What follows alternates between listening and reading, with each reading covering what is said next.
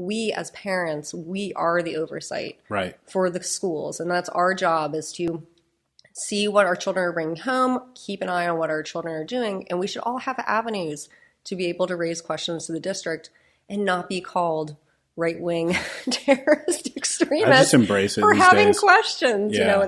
That's our job as parents. That's our job as mama bears and papa bears, to stand between our children and the things of the world that are not age appropriate or beneficial and good and beautiful for our children. We are the final barrier for our children.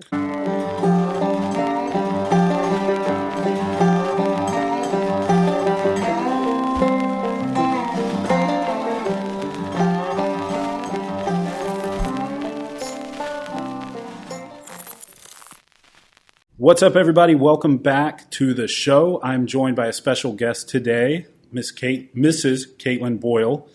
Why don't you tell everybody who you are? I don't want to do you any injustice. Sure. My name is Caitlin Boyle. I am the Vice Chair of Moms for Liberty, York County, and I am your neighbor. That's correct. Yes. We are neighbors, and this has been a long time coming. We've tried to do this a couple of times, I think, so it's awesome to sit down with you today. First off, I don't want to get too controversial, so we'll keep it light. Are you a right-wing extremist?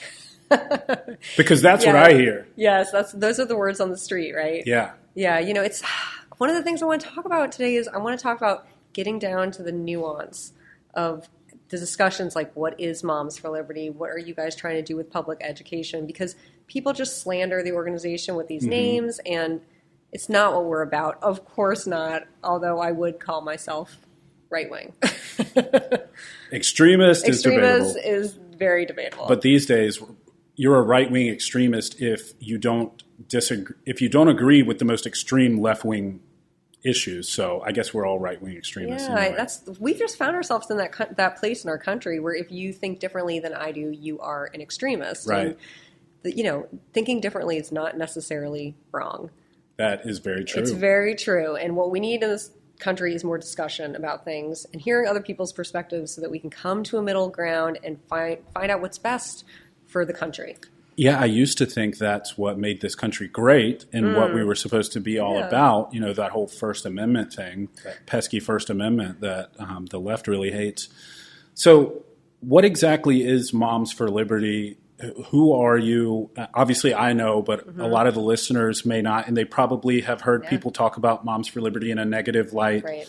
And I will say this before I turn it over to you. You are making, and when I say you, I mean Moms for Liberty is making one heck of a splash in the community politically and otherwise. So how long has it been around, and what are you all about? So Moms for Liberty started during COVID, right? It really came out of Florida during COVID. The two founding members were on the school boards, former school board members in Florida.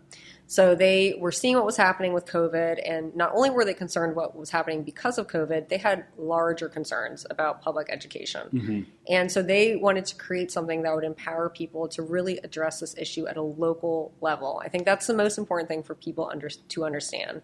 Is we are truly a grassroots organization of nonprofits that are focused at the local level.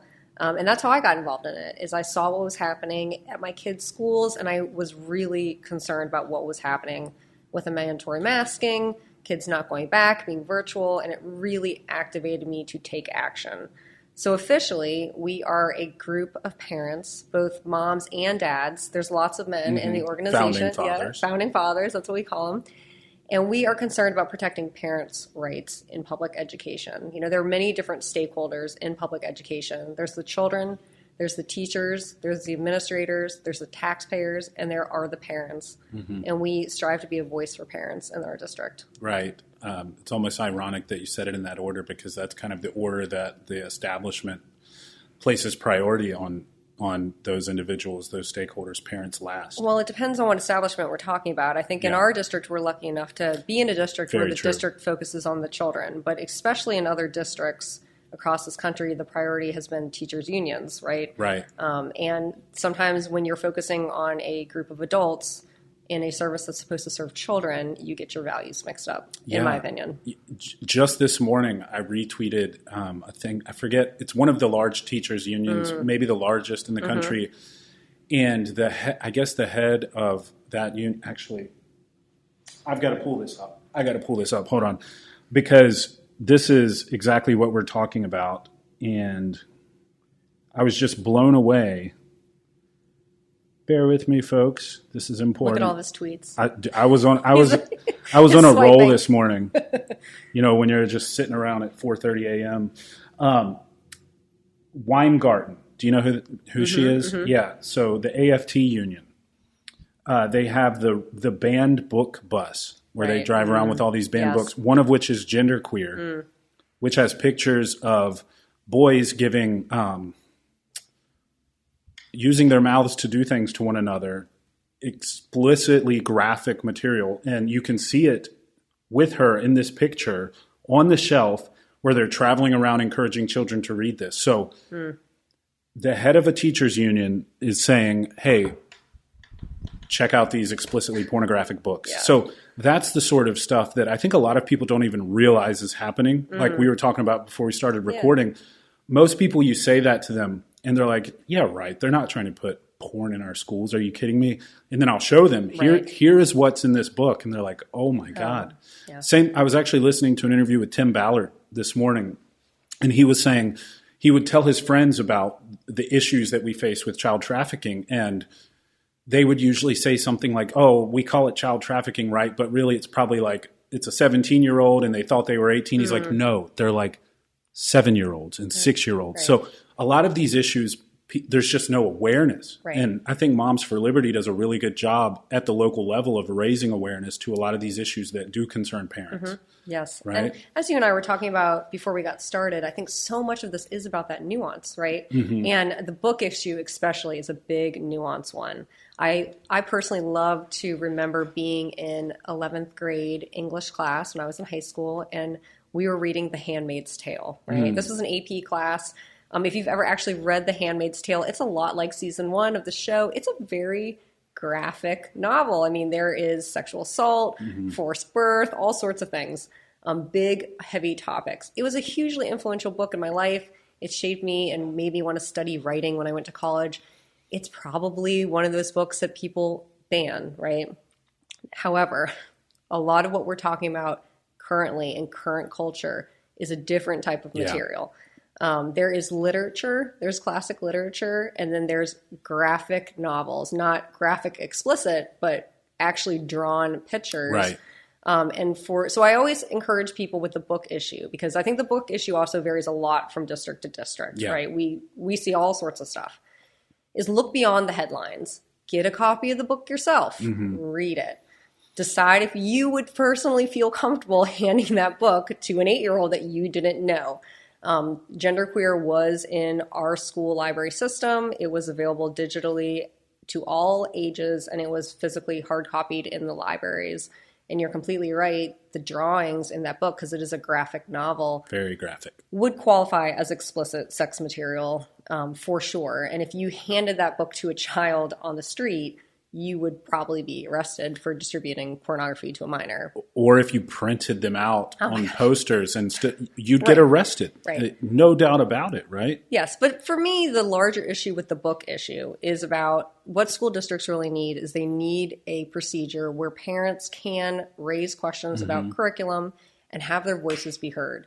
And maybe a group of peers determines, this book does have a purpose. It has a function. It's literature. We're going to allow it. Or maybe you have a group of people look at it and say, you know what? Why did this third-party library vendor ever think this book should be in our libraries, right? Because I think that's something, again, nuanced for people to understand. Your school librarian is not hand-selecting genderqueer to go on the library shelf.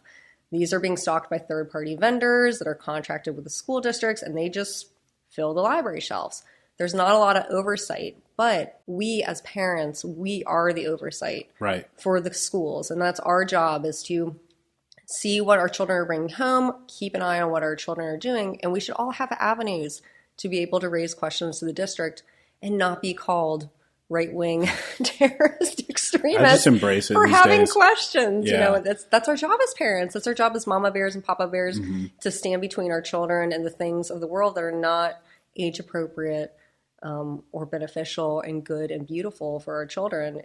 We are the final barrier for our children. Right. Yeah. As you were saying that, I was thinking about it in terms of the degrees of separation between essentially how insulated you are from what your child is exposed to, right? Because you said there's this vendor. So the librarian is trusting the vendor to put appropriate books. The school is trusting the librarian to make sure that there's appropriate books. The parents are trusting the school that they made sure the librarian made sure the vendor. And so it gets lost in translation. And like you said, these librarians aren't going through book by book. They're trusting the vendor to put appropriate books. So we as parents have to say, no, we're going to remove all those degrees of separation, and we want to see what is going on the shelves. And I think that that's a very reasonable position to take. This whole notion that, because I think the Biden administration said something to the effect of they're all our children. They're all our children. It's like, no, my daughter is my daughter. Right. Try me on that, you know? And it's just this weird sort of zeitgeist, especially on the left, well, all on the left, where it's like teachers know best, schools know best, parents should have no say, leave it up to the experts, right? The quote experts, just like with COVID. Right. And with any number of things, it's always default to authority. And all you're saying is, hey, we want to say in this. By the way, we're paying for this with our tax money, so it's entirely reasonable. And that's essentially the crux of what Moms for Liberty is. And all this demonization that I see, all the crazy things people say about Moms for Liberty, I'm like, I guarantee you've never attended a meeting, sat down with a member, actually heard them out for what they're trying to do. Of course not. You know? And it's so true what you're saying is, you know, your parental rights do not stop at the classroom door. Right. And the education of a child, if you choose to put your child in public education, it really is a partnership between the teacher, the parents, the administrators, and of course the child.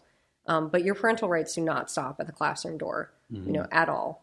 And of course there's always, you know, we can flip through our social media and we can find extremist examples of extreme librarians who are promoting these materials, or extreme teachers who are doing it. And I'm not going to lie, they are definitely there. But in my experience and being in this role and having so much exposure to it, a lot of it is, like you're saying, the systems that are in place, you know, the American Library Association's influence over the third-party vendors, these large companies, Big Pharma. I mean, we can talk about big government, big media, on the influence it's having on our culture. But the whole point is that, especially public education, it is a partnership between teachers and parents and children. And most teachers are great teachers. Yeah. They got into it because they love it. And I do believe that we have a good reputation in our district because we value teachers, we respect teachers, and we want to make their jobs easier, you know, not harder. And you're right. It's so interesting to be on the receiving end of so much viral dislike. How do you deal with that? Has it affected you?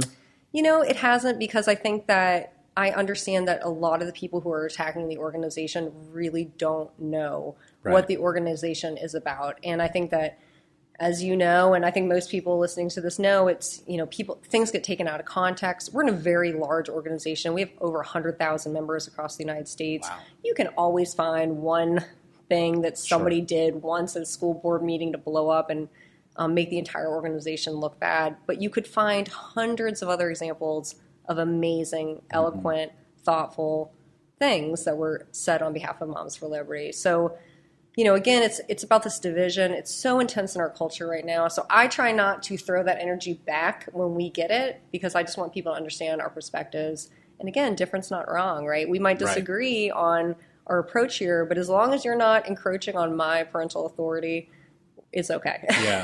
Yeah, I think that has, and we can talk about your own political evolution as well. Yeah, that's an interesting one. But in my experience, as I've gotten more politically involved and culturally involved, what I've found is one of the fundamental differences, I think, between the right and the left, to make that distinction, is that if you disagree with someone on the left, they see it as, what's the best way to put it? Your opinion is an attack on, you're evil, it's unacceptable, it's antithetical to what you just said, that we can disagree on things, we can have different points of view, and that's okay because we all desire sort of the best for everyone. It doesn't seem that way when I interact with people from the left. It's sort of my way or the highway, and anything that's not my way is evil, and it's an attack on, whatever example they want to use, and underprivileged groups or whatever. And that's one of the fundamental differences I've noticed, and I think it's why you've seen this sort of shift in people who considered themselves like classical liberals for the longest time, and now they find themselves sort of lumped in and being called far-right extremists. It's like, wait, I just believe in free speech and these core American values, but it's like, no, if you don't embrace pronouns and gender ideology and all this stuff, you're Satan, you deserve the worst. Whereas people on the right are like, yeah, if you're on the left or if you're a Democrat or whatever, I might disagree with you, but let's have a conversation. That's been my experience. Yeah, it was my experience too, but I think I've noticed recently, I feel like the temperature is getting hotter on the right side. So I think the right for a very long time was like live and let live. You know what I mean? Like, again, like what you're saying, you have the right to your opinion, just don't bother me. But I think as the left has become more encroaching on the right's opinion, I see that temperature rising, and people are getting very sick of it. And that actually is what concerns me, because I just see that rise of temperature, really. I mean, everybody's getting hotter. Yeah.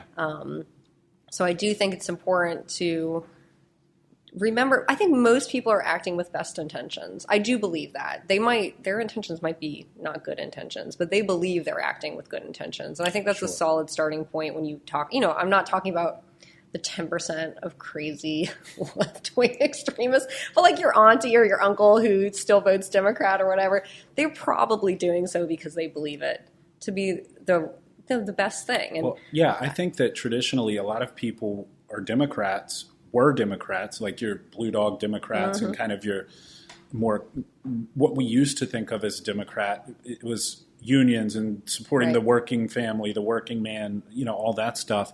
Whereas the Republican Party was viewed as sort of this meritocratic, like pull yourself up by the bootstraps, hard work, individualism, which is all, in my opinion, I like that too. Yeah, very good. But it was just sort of seen as cruel and cold. Right, and a little cold, not unfeeling. Yeah, unfeeling, not wanting to lift up the little man, etc. But it's evolved. Overton's window has shifted so much now to where the Democrat Party is the party of the elites. Right. I don't understand how people don't realize that now. It's so wild. It's this wild. Crazy thing. We've had this weird flip-flop. Yes. Yeah, they're the party of the elites who are using these sort of elitist college post-grad crowd who believe in a lot of these postmodern theories and critical theories. And they're using them to do their bidding, essentially. And it's just this really weird thing if you can sit back and objectively observe it. Right. It's pretty wild. And I agree with you that I don't like where it's headed. I don't like how heated it's gotten. I'm very guilty of stirring the pot myself. Well, but I have to take deep breaths sometimes because everybody does. Everybody gets heated.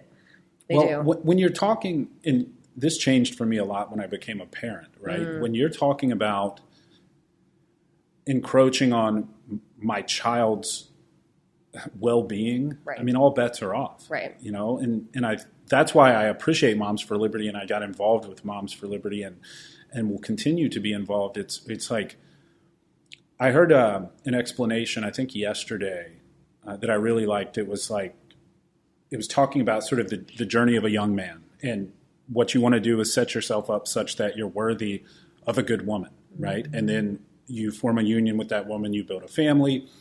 And a community is just a network of families, right? Families are the building blocks of communities. And then communities are the building blocks of states and so on and so forth.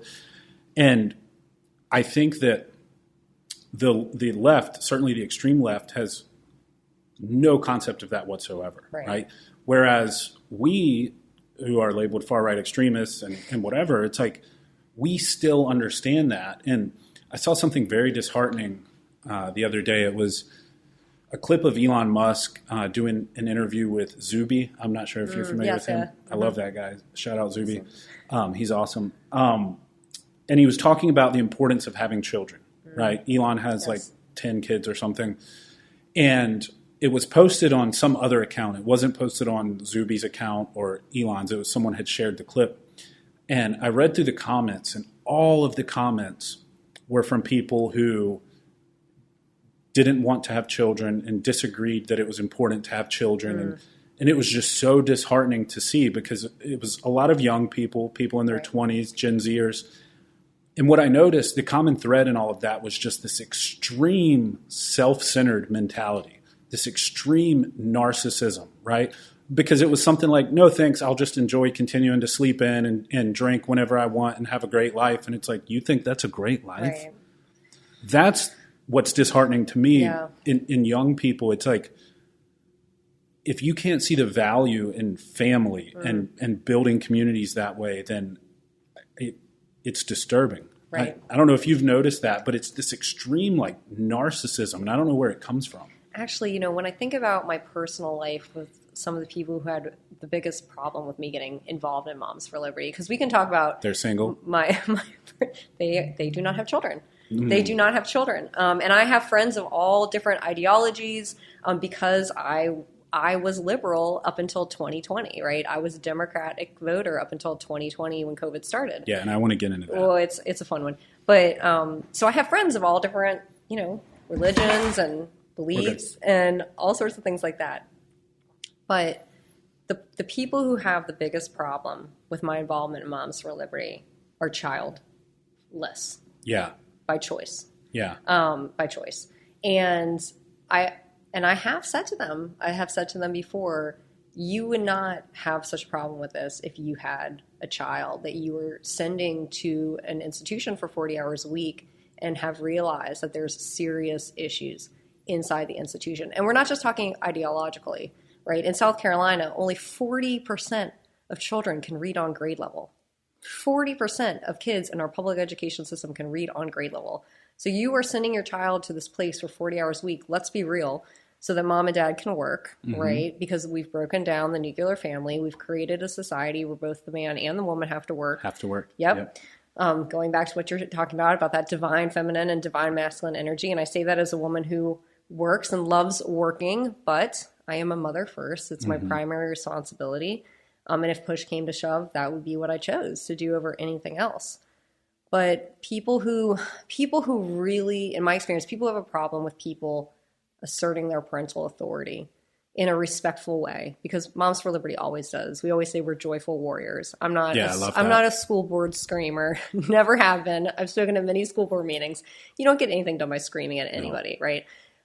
If you have a problem with somebody asserting their parental authority in a respectful way, it's because you do not understand the bond that comes from having a child and having your heart walk outside your body, right? Yes. And in a society, as you said, the core unit is the family. That is the beginning of everything in a well-functioning society, and it should be protected as well. Yeah, I agree, and I think that if we really take it to first principles, that's one of the biggest fundamental divides between the right and left at this point. So I think, and I can speak to this as somebody who was on the left, is I think a lot of the left feels that, marriage is optional.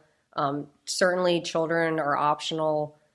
Children's whims, and I hate to even speak generally, because I know that not everybody on the left thinks this, right. But I think if you look at a lot of the policies that are in place and a lot of the ways they've acted, a lot of it is about putting adults' whims on top of children's needs. Yes. And that for me was what was COVID, right? And that was my big wake up. Or it was one of my big wake ups about COVID. When I realized that they were going to keep kids at home and mask kids who were going back, I said, why are we putting children at the altar of adult fears, right? Like the school should be the last thing to shut down in society. If Walmart and the liquor store are open, why is the school closed? Exactly, and the gyms. Right. It was so blatantly obvious. I know. So and that was my big wake up. So I came into COVID. Very liberal, a Democrat voter. I cried when Trump got elected the first time. I voted for Hillary. I was all excited to have a female president. I didn't know. I hadn't taken the time to look at the nuance of things, right? And that's, I think, why I feel so sympathetic to people when I know they're not looking at the nuance, because I'm like, I've been there. Like, I'm not any better than you. I just figured it out 3 years earlier, you know? So hopefully you're about to figure it out. I'm just better than you now. No. I started because that was also, I think, the benefit to the COVID lockdowns is a lot of us had some extra time on our hands, and we started paying attention. We started reading, and we started researching, and we started having conversations with people and asking questions like, why are the gyms closed but the liquor stores open? Why can't I go to church, but I can do X, Y, and Z? Why is my small business shut down but the Walmart's open? Why are we blocking playgrounds off with police tape in certain parts of the country? Things that made no scientific or logical sense. It was an all-out attack on the core American attribute of like rugged individualism. Right? Spirituality or religion, your physical fitness, education, all the things. They attacked every American value. They attacked everything that was good and beautiful. And also everything that science and common sense tells you need to be healthy. So that was my thing, is I went into COVID, I was a liberal, but I was also very into natural medicine. So we've always been a very big natural medicine family. Crunchy. Is that the term? Yes, crunchy. I was always a crunchy parent. And that has been interesting for me too, because, a lot of crunchy people were liberal, and now they're not. And now, and that was one of my many wake ups, is like, all of a sudden the Democrats are becoming the party of Big Pharma. And I was like looking around thinking, like, who are you people? Like, literally last year we knew that Big Pharma was bad, and we're the only other 2 countries where they allow you to market directly to consumers for pharmaceutical medications. New Zealand, I think, is the other. And 1 out of every 4 or 5 adults are on an SSRI. And we know all these things. And all of a sudden we're looking to Big Pharma to save us. And if you were in the natural medicine community when COVID started, you knew that masks, as they were recommending that they worn, have little to no efficiency. You knew that they were natural, effective, generic remedies for a lot of these issues: vitamin D, vitamin C, zinc. None of those things were being talked about. Quercetin. You knew that eating, it came out very quickly that cardiovascular disease, diabetes were going to be the big killers. I kept on saying to my husband, why are they streaming workouts to free to all these Americans so that they can work out in their houses while we're all locked down? No, instead they told us all to stay inside, don't exercise, don't pay attention to what you're eating, basically increase all your comorbidities that are going to kill you if you get COVID. And I just looked around and said, what is happening? As if that wasn't bad enough, it got almost ironically funny. Like Bill de Blasio, remember him saying, remember when he ate the French fries? Yeah, you get a burger and fries if you get the shot. Not only do we want to force you to take this experimental drug, but we're also going to give you disgusting food that will destroy your body even further. Enjoy. It's or the Krispy Kremes, where you got a Krispy Kreme donut. Yeah. And so if you guys don't remember, if you showed your vaccine card, you got a Krispy Kreme donut for free every day for a whole year. Okay? That's insane. And by the time the vaccine came out, we all knew that diabetes was the number one comorbidity with obesity. So, and it's funny too, because I also truly feel, I think everybody's so relieved that COVID is over, right? I'm doing air quotes if you're listening. It's over. That they kind of have I always say people have PTSD and they've just blocked out the entire experience. Right.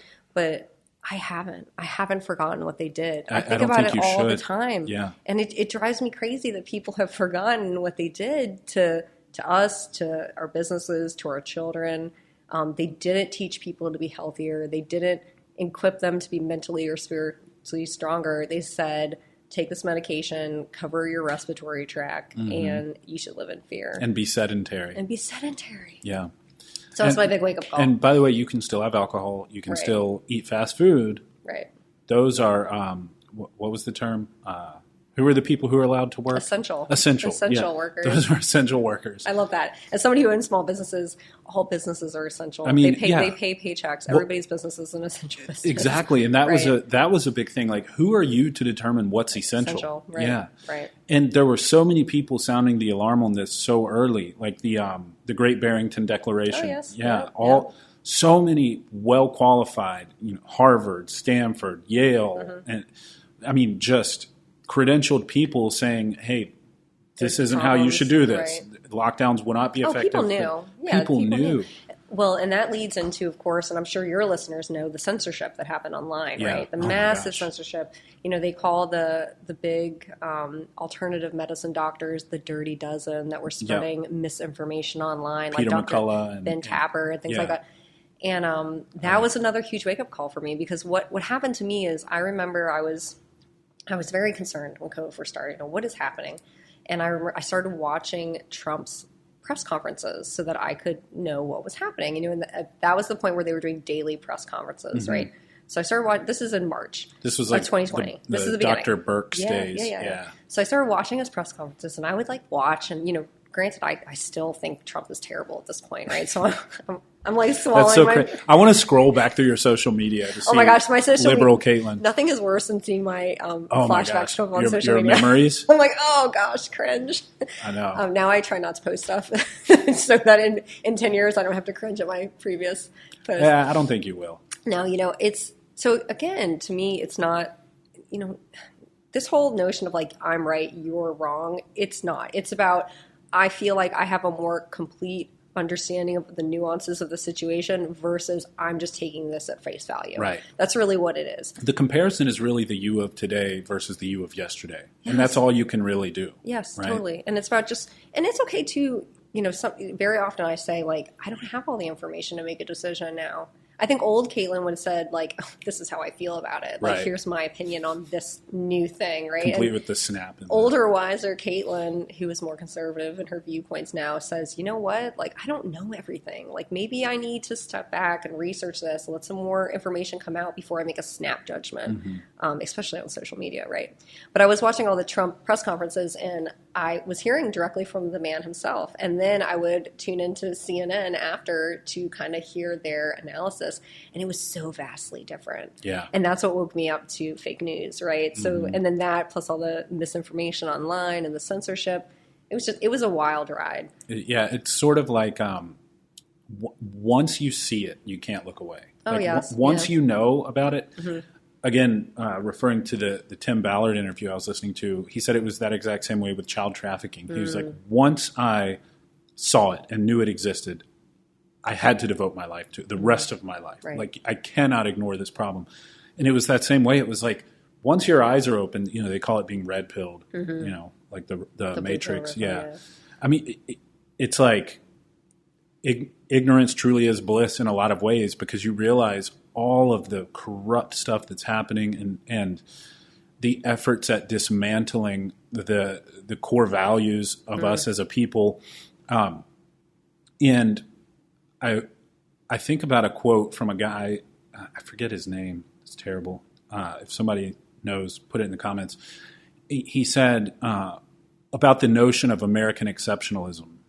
I think American exceptionalism is a thing, but I really like his take on it. He was like, the founders realized that what was exceptional about America is that we knew we weren't exceptional.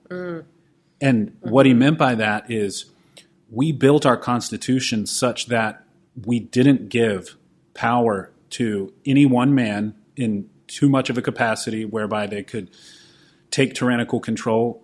A couple hundred years later, things have gone in that direction. But they designed it very well. Yeah, and it's sort of this fundamental tenet of man that we're imperfect because we're made in God's image, but we are not God, right? Yes. So it was so brilliant of them to structure the Constitution that way, but I just really like that. And it goes back to you saying the older Caitlin is now more measured in her approach. I want to make sure I have all the information, because as you mature and as you sort of open your eyes to a lot of these things, you realize that you don't know squat half the time about what's really going on. Yes.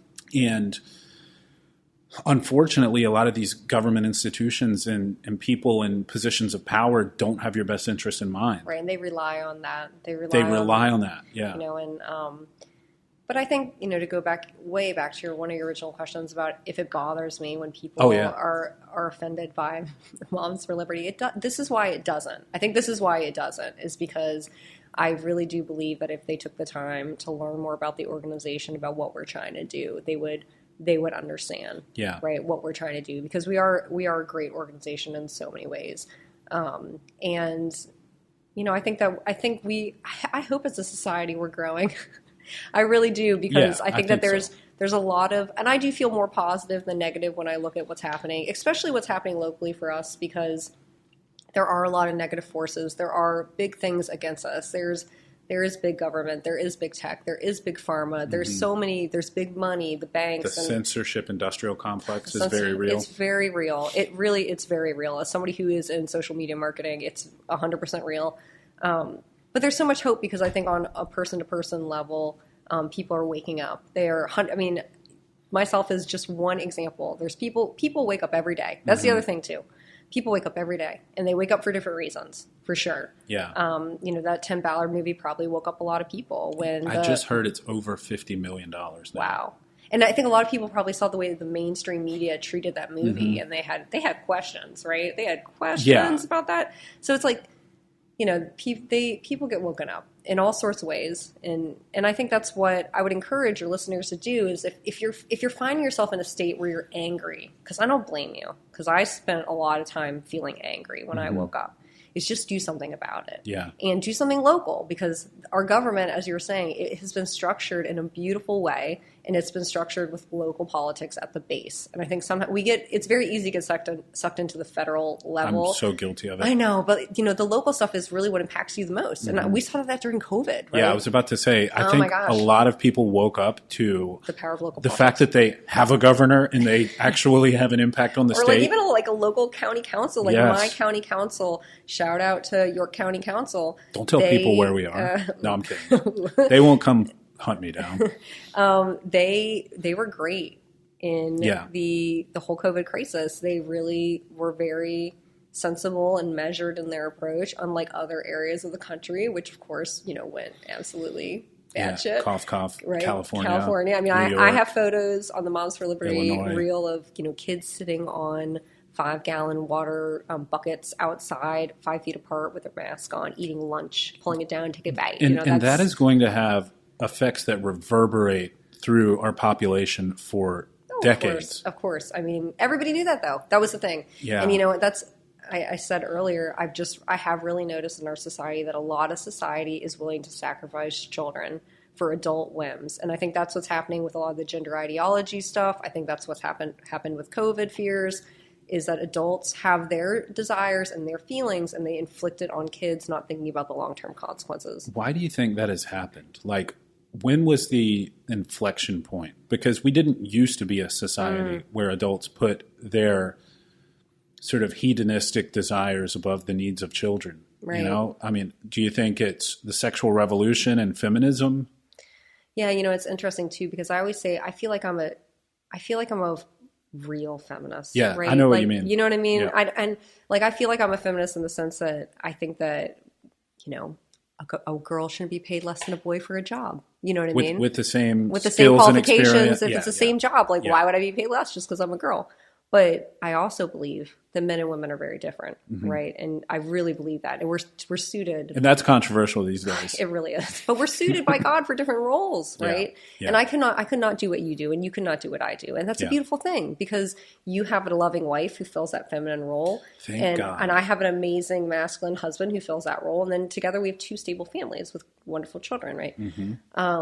I don't know when it happened. I always feel like it must have started happening when we had the trophy generation. Remember, everybody gets a trophy, and then they became adults and started having kids. And because they had always gotten everything they wanted, they're not used to not getting everything they want. And that's part of being a parent, is you no longer are first place, right? My marriage comes first, right, and our family structure, but my kids' daily needs come first on a daily basis, right? Yeah, sure. Proximal prioritization is the kids. The kids, right? Are they alive? Are they thriving? Are they learning? Are they growing? Your kids are your priority.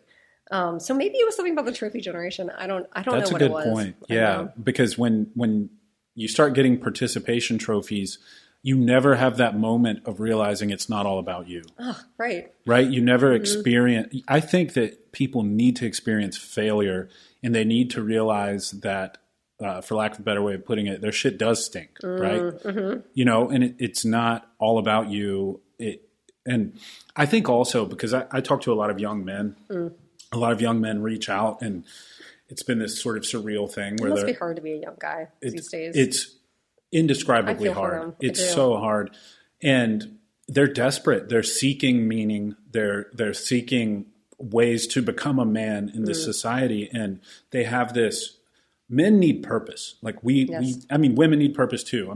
But for my interactions with young men, they crave purpose. They're, you know, smoking weed, playing video games, watching porn. And wondering why they're unhappy. Getting out of shape. Yeah. They're afraid to talk to young women. They're, you know, most of the time dating in this century or this era is swiping on apps. You can go to a local restaurant or something, and half the time if the cashier, or I guess convenience store, wherever there's cashiers, they won't make eye contact with you if they're like a Gen Zer. It's a really pervasive problem, and especially for young men. And so what I tell them is, you need some responsibility. Get some responsibility. Yeah. Seek that out. See where you can help in your neighborhood, right? Like, just find some. Men need responsibilities, and I think having responsibilities will shape you into a man by, you know, get you well on your way, I guess. And then get your act together, you know, work out, eat right, like take some pride in your appearance, and start envisioning the type of woman you want to spend your life with. And then put yourself in the types of places where that woman would be, right? Don't get on some stupid dating app. Go out there in the world and actually like talk to people. And it's just so sad because I think a lot of, you know, fatherless households are at all-time highs, right? And so a lot of these young men don't have dads. I didn't have a dad to look to, and, you know, thank God I somehow ended up okay. But instead, they look to popular culture. They look to, you know, internet, pornography, video games, etc., and they're so lost. And it's like, man, just get out and get some responsibility. Be of use to your community. And another thing is, like, find a man in your real life, not online.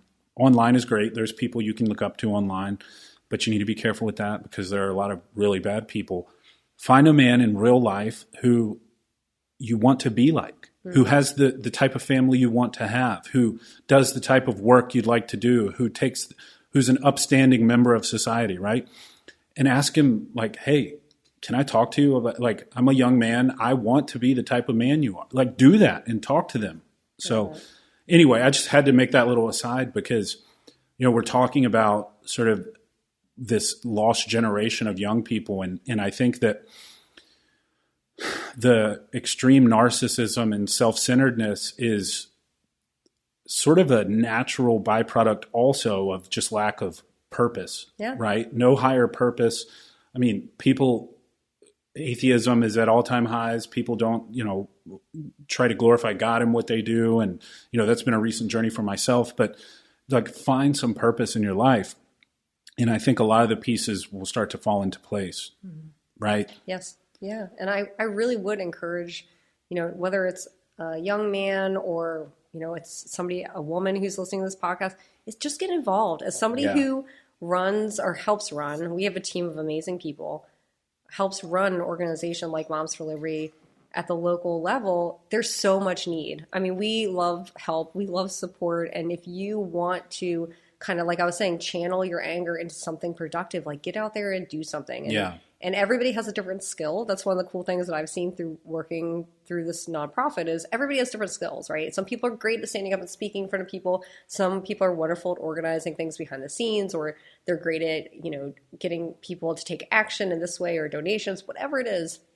You have a skill, even if you have not found it yet. And there's a way that local causes could really benefit from your help. And it's so appreciated. So find something local to get involved in, because, again, if you want to save the country, I truly believe that personal excellence is the ultimate rebellion. And the way to do that, the way to do that is to get involved, work on yourself, get excellent, and see what you can create. Yeah. I mean, there's a reason so many people are attracted to Jordan Peterson's message, right? Right. Which is basically like, fix yourself before you go out and try to fix the world. Right? It all starts with you. And, people are the building blocks of families and so on and so forth, as we discussed. But I think that what young people will find, because I'd imagine it's a little scary going out and just trying to get involved with an organization like yours. But I think what you'll find is that people of our age are... I feel like an old saying these I know. I feel like an old. I'm an old. We absolutely, I get so stoked when I see like a 19-year-old guy who wants to be involved, right? So cool. It's great. Yeah. Yeah, people love it. Yeah, absolutely. So what, I don't know how long we've been doing this thing. Only 45 minutes. What do you see as sort of the way forward? Like for Moms for Liberty, for our community here, for the country, what's your outlook? Well, let's see. I guess there's a lot of ways we can address that. On the personal level, the advice that you just gave is spot on. It's the way I try to live my life too, and I think it's the best advice that anybody listening to this could take. And I think no matter what life stage you're at, those things ring very true for sure. I think again at a local level, especially when we talk about public education, there's a lot to be done. Yeah. And again, I know enough now to tell you that I don't have all the answers on what needs to be done, but I do know that something needs to be done, right? We dump a lot of money into public education in this country. It's not getting any better. There are a lot of states who are making efforts to improve public education, which is wonderful to see. I mean, we're talking about at the curriculum level. And this is kind of like, it's like we're getting out that culture war stuff. I bet like, hey, haters listening to the podcast, you want me to talk about like book bans and like get materials out of the library and stuff like that. But really, like this is about like making sure kids can read, do math, have an understanding of why we have a constitution that is so beautifully perfect and what the Declaration of Independence said and what the history of this country actually is. A lot of people don't know that stuff. Yeah, I think those of us who are involved in this stuff, we can sometimes backslide to a degree almost into that, at least broadly speaking, that concept of sort of prioritizing adult things over the needs of children, in that we're so caught up in just the fight for the fight's sake sometimes that we lose sight of what are we trying to achieve here? Oh, yeah, we're trying to achieve the things you just said. Education. Right. So maybe I don't need to own this lib right now. Maybe I need to focus on how, we can push for the science of reading, right, for example. Yes. And so I think that's a great point. And I'm very guilty of that. Sometimes I get caught up in just like wanting to make a point, and I could have used my time in a better way. Well, it happens to us all. And, and it can be a good learning experience for yourself. But you know what I think, and you were touching on this before, I think one of the real ways forward right now as a country is I think we really need to redefine what we want our country's culture to be. Yeah. This is one of the things that I've noticed. I've noticed that what has happened is I think the right, who kind of held a certain space in culture, right? It was, the most of the religious people, more the traditional people were on the right, and they took this very like live and let live approach. Mm-hmm. I think as they did that, there kind of became a cultural vacuum in a lot of American society, right? We removed the idea of any God from schools, right? We don't have any moment of silence or prayer for the kids at all. We have none of that now. We've sterilized everything. We've sterilized all those discussions from public discourse. As a result, I think that the rise of atheism and things like that, there has been this cultural vacuum. Right. Something is going to fill it. Anybody who's paying attention knows what's filled it is Marxism, right? Mm-hmm. So postmodernism, critical theories, and all that kind of stuff. So what I see happening right now in culture is we have these two competing notions trying to vie for what is this American culture. Right. What is going to be the culture of America? Are we going to be this postmodernist country with these certain ideologies where the focus is, not on the family unit, not on the kids, not on traditional ideas of what a woman is and what a man is, and we're going to just scrap it all and do something completely new? That's the big moment, I think, for our country, is we're trying to decide what the culture is going to be going forward.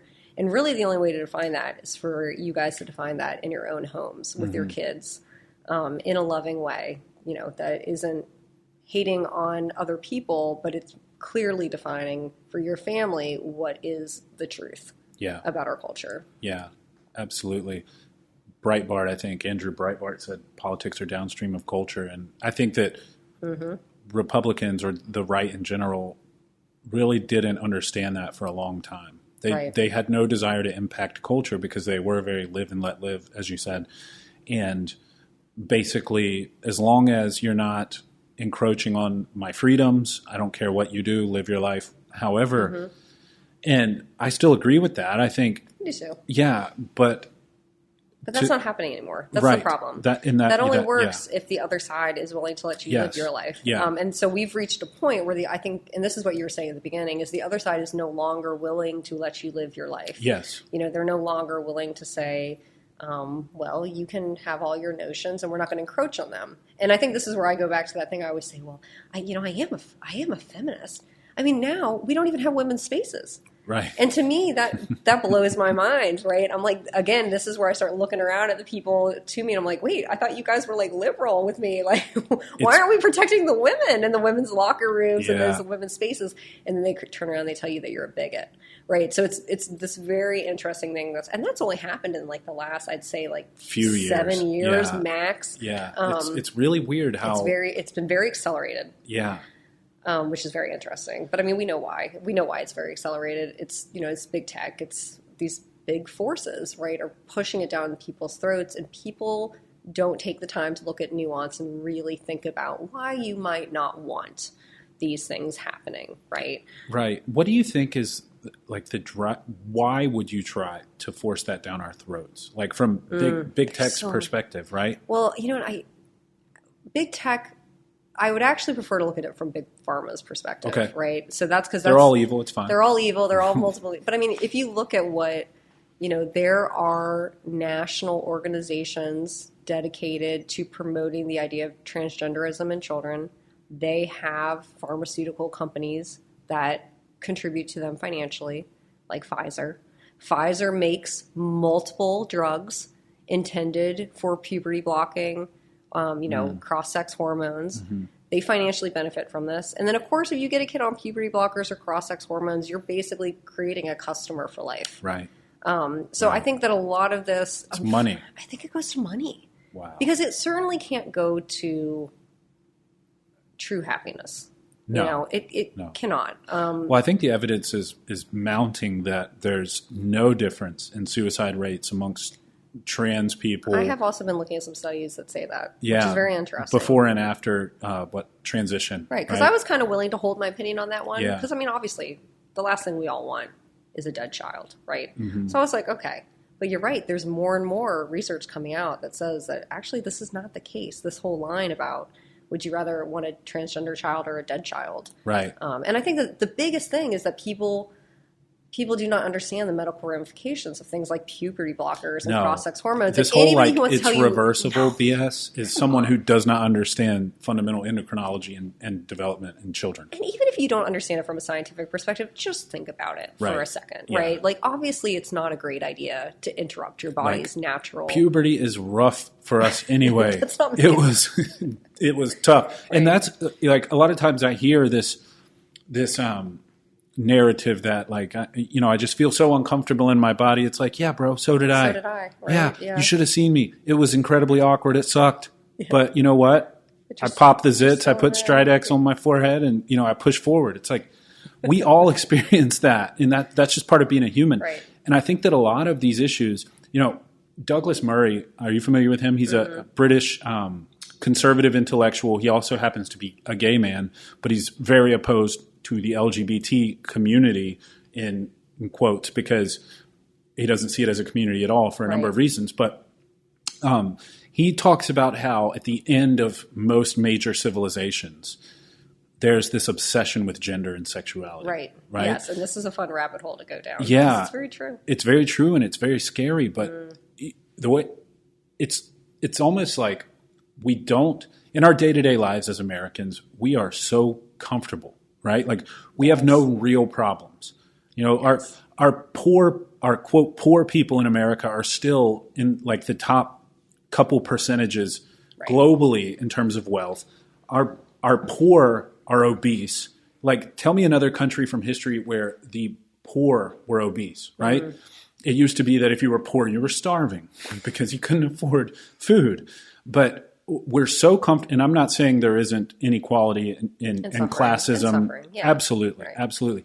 But we've eliminated all the fundamental issues of survival, right, for the most part. We're sitting in air-conditioned buildings on our smartphones, eating processed foods, getting fat, and needing something to complain about. And so when you have nothing else to complain about, you start to create problems, right? And 100%. That's where we all see that in our lives with people that we may know. Yes. I think there's a lot of that to this, right? And that's why you see it in sort of the latter stages of civilizational decline. And my hope is that the level of awareness we have as a civilization that maybe those civilizations of the past didn't have can help us turn it around, right? Yeah. I don't know. And I think, I certainly don't think that I know everything about this topic, but I will say one thing I find interesting about all this is this notion that you are not your body, that you can be born in the wrong body, and that your mind and your body are separate. I find that so fascinating. Well, it's weird because those same people who say that are typically atheist or agnostic, yet they're essentially pushing an idea that's akin to having a soul, right, or a spirit, right? Two spirit, right, or right, I'm wolfkin, or this or that, or what the hell ever. It's like, you do realize that what you're saying is so much more outlandish than what you're calling ridiculous religious fundamentalism or whatever. It's like, you really think that you are a woman in a man's body. Of course you are your body. Like, that you are your body, I am my body. Yeah. It's an interconnected system. For good or bad, we are. Right. This is who I was created as, and that doesn't mean that you love everything about it, but the notion that you are separate from your body, or that your body is something to be fought again, as especially because, of course, a lot of the rise in transgender youth are in girls, right? Disproportionately. Which I find very interesting because, girls have it very hard. And especially now, if you look at the data with social media and all that kind of stuff, they have it very, very hard. It was always hard to be a girl, right? It was hard to be a girl in the 90s. It's harder to be a girl now, right? And you see a lot of these girls are transitioning to be boys, and it's because they hate their bodies, because they've disassociated themselves from their femininity and their girlhood. And girlhood womanhood could look different, right? I'm not saying at all that there's only one way to be a woman. There's many different ways to be a female. But at the end of the day, that's what you are. You're still a woman. Yeah. Right. Yeah, that's a good point. And I think it's Abigail Schreier, her work focuses on this, how essentially what you're seeing with these young females, young women, teen girls, I guess, is that it tends to be those populations that would otherwise have been goth or in all the number of the figuring out stage, right? The sort of outcasted groups from the quote popular kids, which is completely natural and normal, and it happens, but. And a lot of them do tend to be on the spectrum, a disproportionate amount of these girls who undergo sort of gender crisis and sort of fall in with these groups are on the spectrum in some capacity. It's the girls who, in the past were goth or cutters or, emo and all these different groups. It's like there's fads and trends that certain kids are more or less susceptible to, because as a teenager, you're looking for belonging, you're looking for a group, right? You're trying to figure yourself out, you're trying to fit in. And it's just so dangerous that happens to be, in this day and age, changing your gender, right? Something permanent that can result in infertility for the rest of your life. Right. What if you do grow out of the stage and then you can never have a child? Right. You can never breastfeed. These are important things for most women as they get older. But I think we were talking about kind of like that cultural vacuum thing. And the reason I brought up this issue is because. Yeah, keep me on track. I go on tangents all the time. I do too. But I wanted to loop it back to the schools, right? Because I think that people who are coming at this from a different perspective would say, oh, but you don't want to step on somebody else's parental authority to raise their kid the way that they want to. Right. And I 100% agree with you. Yeah. 100%. But what I would like to see is a clearer line with this ideology in the public education space, because I think that's when you start looking at the nuance of this thing, these concepts are not proven facts, right? These are theories, these are ideologies, and they're in some ways, speaking of cultural vacuums, they are religions that some people have taken on to, they feel it as if it is true for them. Yeah. And I respect that. But things like that need to be kept out of certain public spaces because not everybody agrees. Right. I agree. And a good test for that is looking at it on the flip side. So, for example, I tweeted out like a while back talking about the issue of talking about LGBT gay sex in elementary school, primary school, or having those materials in primary schools, that whole issue. I said, I don't want my teacher talking to my child's teacher talking to she was then 5, my 5-year-old about gay sex. I don't want her talking to her about that.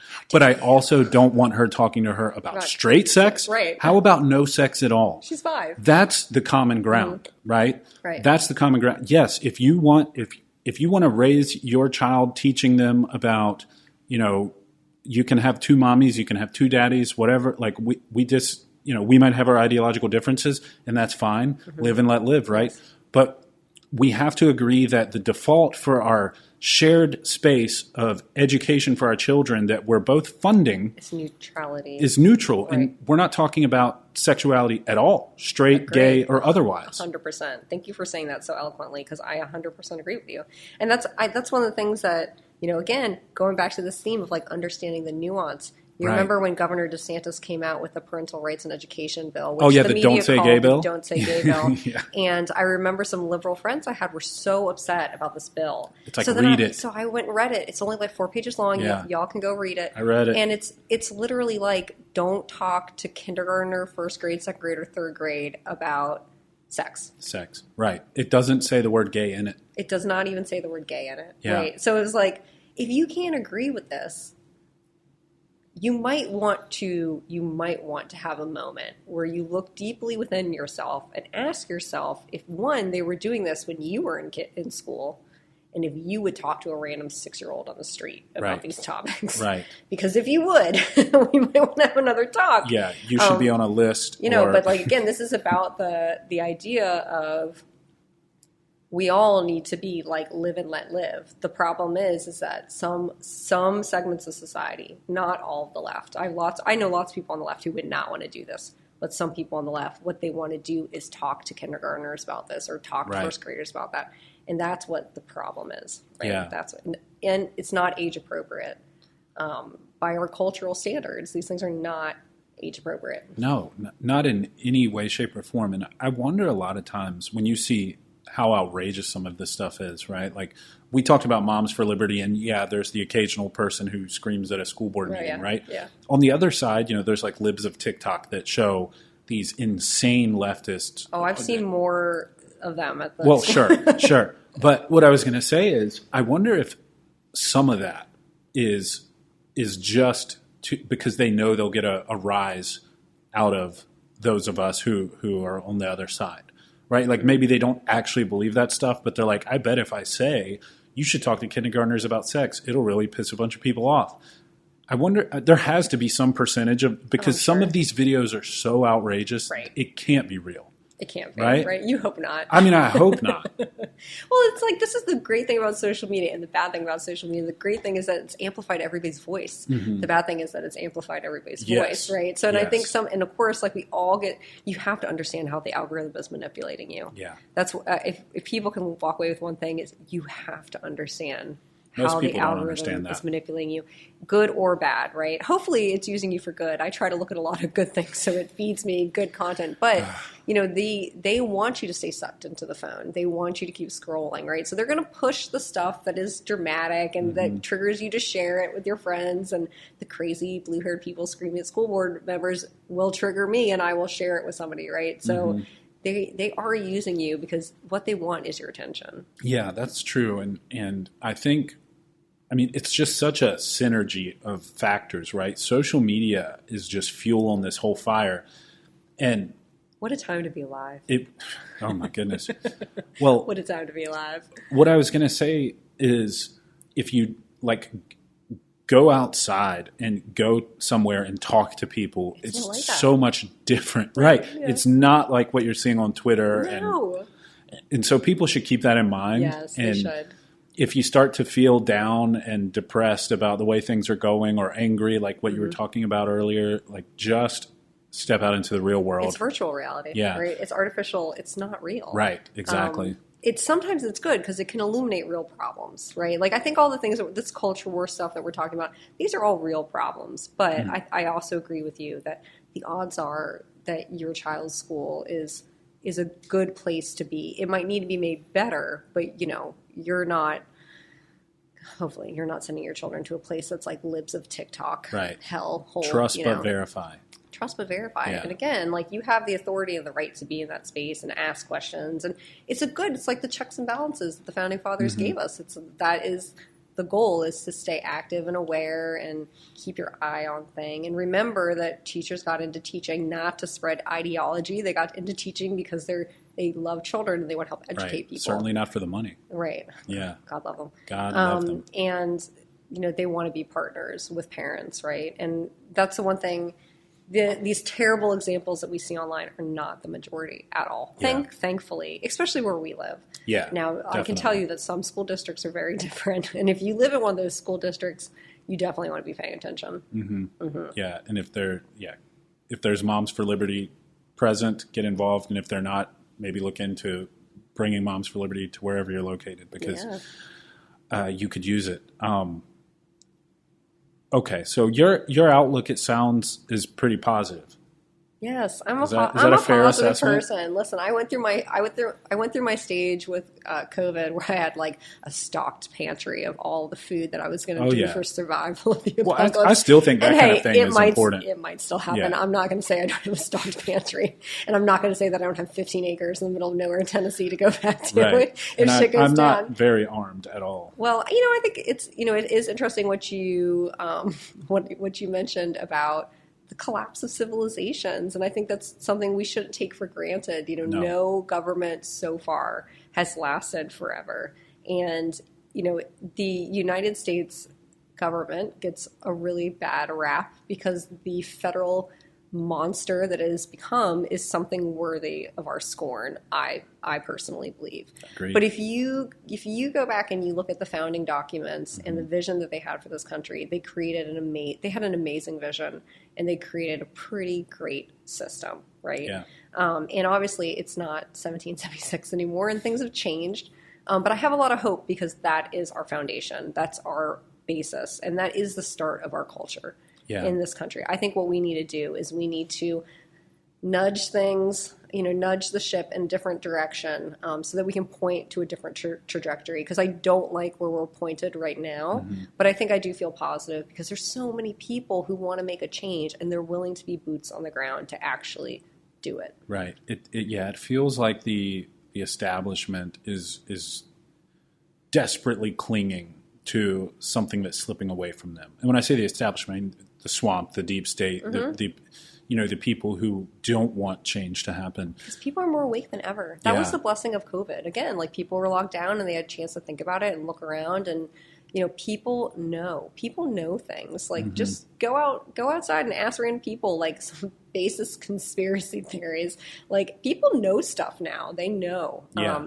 They know way more than they used to. And that's exciting for me to see is just, again, people wake up every day. Yeah. And people are waking up to the systems that we have that are not great. And they're not saying, let's burn it all down in a Marxist fashion. They're saying, no, what we need to do is be active, be aware, righten the ship back to our values, what we know has worked so well, lift everybody up in this country. Everybody has an opportunity to succeed. We want to see great things for children. We want to focus on children, and that is the path forward. That is the path forward, and hopefully Lindsey Graham, the rhinos, and the Uniparty don't take us into World War III so that all of that is futile. I know. If that's the case, we're joining you on your 15 acres. Only if you come with skills. I have skills. You have skills? Yeah, we have skills. Good. All right. Yeah. I only tell my friends my address if they have skills. That's a good philosophy. I like that. Only valuable, meaningful people. No, but I agree with you, and I think that, it's easy to slip into sort of a nihilistic perspective, a pessimistic perspective once you're, as we spoke about earlier, sort of your eyes are open, red-pilled, or whatever you want to call it. But I do think that there are a lot of really positive things happening. And another thing that we haven't really talked about, but I think is important, is the decentralization of media has been huge for this, right? Yes. So in conjunction with COVID happening and people opening their eyes, we also saw this beautiful blossom of all these alternative media sources and sort of the disintegration of the mainstream media establishment. And I think that has been huge for people too.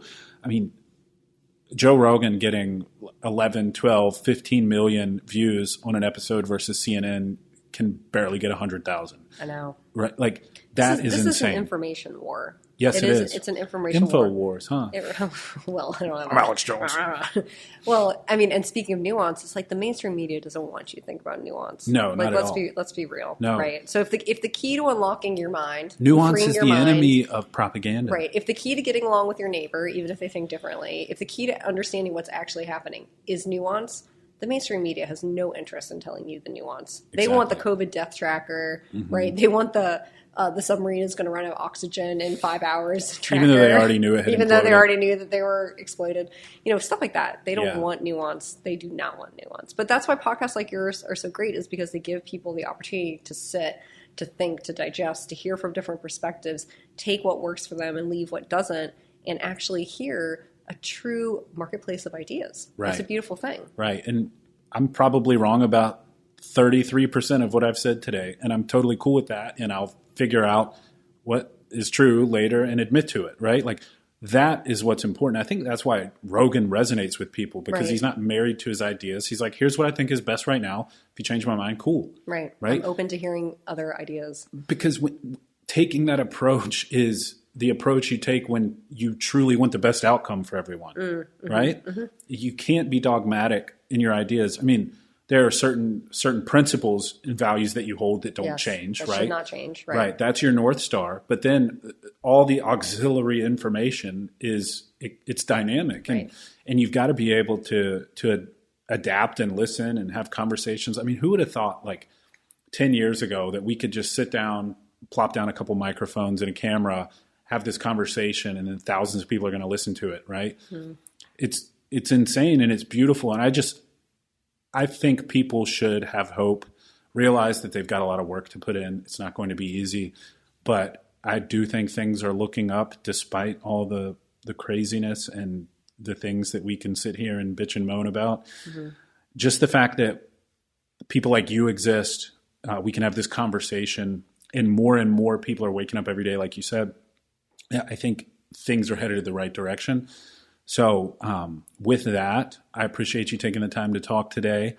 Is there anything else you want to bring up, promote, mention before we jump off of here? Yeah, so you can go to the Moms for Liberty website, Woo. And you can see if your local county has a chapter. I definitely encourage you to join your local chapter if you have one. And if not, as you said, you could think about starting one. And if you're listening, I assume most of your listeners are male. If you're listening, join with your woman. Yes. Because all the chapters include men. We really play them up at our local chapter. Like you said, we call them the Founding Fathers, which I think was such a great idea that somebody came up with. It's so cute. Yeah. But we love strong men at Moms for Liberty. It's really great to see strong men get involved in the fight. And it's a very worthy fight for sure. And we would love to have you. Boom. That was awesome. So yes, listen to Caitlin, get involved. Check out Moms for Liberty. They're not right-wing extreme terrorists, as they're labeled. They're amazing, beautiful people with... Well, that means we're doing something right. Well, that's true. That's the biggest takeaway. If you're not doing anything in your life where someone is telling you to shut up and sit down, you're probably not doing anything at all. That is a great point. So just accept the fact that if you're going to stand for something, you're going to deal with pushback, and that's just part of life, and you can't take it personal. No, you can't. Right? Yeah. Caitlin, thanks for joining me today. Thank you. Thanks. Everybody listening, until next time, keep your minds free.